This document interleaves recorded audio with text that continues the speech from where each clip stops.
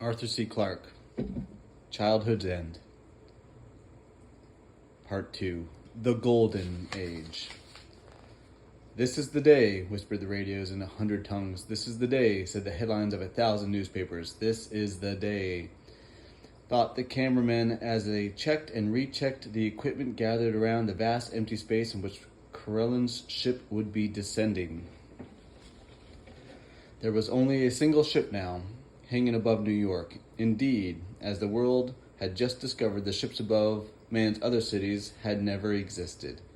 The day before, the great fleet of the overlords had dissolved into nothingness, faded like a mist beneath the morning sun. The supply ships coming and going far out in space had been real enough, but the silver clouds that hung over the lifetime over the capitals of Earth had been an illusion. How it had been done, no one could tell, but it seemed that every one of those ships had been nothing more than an image of Karelian's own vessel. Yet it had been far more than a matter of playing with light, for radar had also been deceived, and there were still men who swore that they had heard the shriek of torn air as the fleet came through the skies of the earth. It was not important. All that mattered was that Karelian no longer felt the need to display of force. He had thrown away his psychological weapons. "The ship is moving," came the word, flashed instantly in every corner of the planet. "It's heading westward."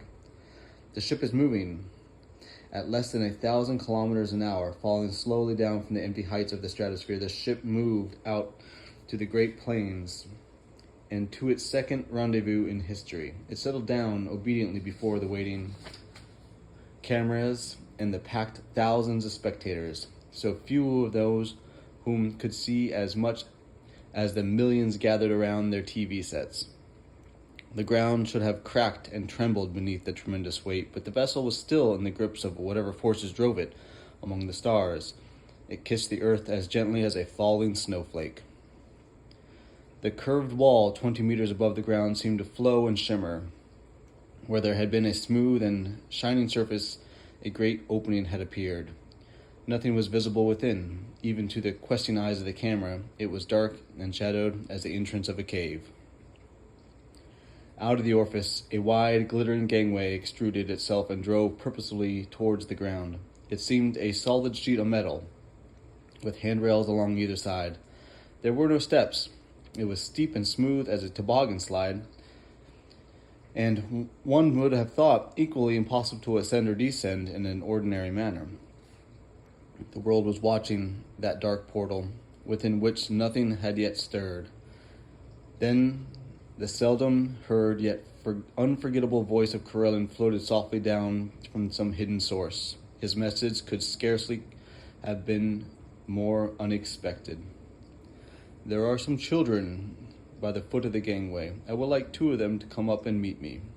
There was silence for a moment. Then a boy and a girl broke from the crowd and walked with complete lack of self-consciousness towards the gangway and into history. Others followed, but stopped when Karelian chuckled came from the ship. 2 will be enough. Eagerly anticipating the adventure, the children, they could not have been more than 6 years old, jumped onto the metal slide. Then the first miracle happened. Waving cheerfully to the crowds beneath and to their anxious parents who, too late, had probably remembered the legend of the Pied Piper, the children began swiftly ascending the steep slope. Yet their legs were motionless, and soon it was clear that the bodies were tilted at right angles to the perpendicular gangway, as it possessed a private gravity of its own, one which could ignore that of the earth. The children were still enjoying this novel experience and wondered what was drawing them upwards. Then they disappeared into the ship. The vast silence lay over the whole world for the space of 20 seconds, though afterwards no one could believe that the time had been so short. When the darkness of the great opening seemed to move forward, and Karelian came forth into the sunlight, the boy was sitting on his left arm, the girl on his right. They were both too busy playing with Karelian's wings to take any notice of the watching multitude. It was a tribute to the overlord's psychology and to the careful years of preparation that only a few people fainted. Yet there could have been fewer still anywhere in the world who did not feel the ancient terror brush for one awful instance against their minds before reason banished it forever. There was no mistake. The leathery wings, the little horns, the barbed tail, all were there.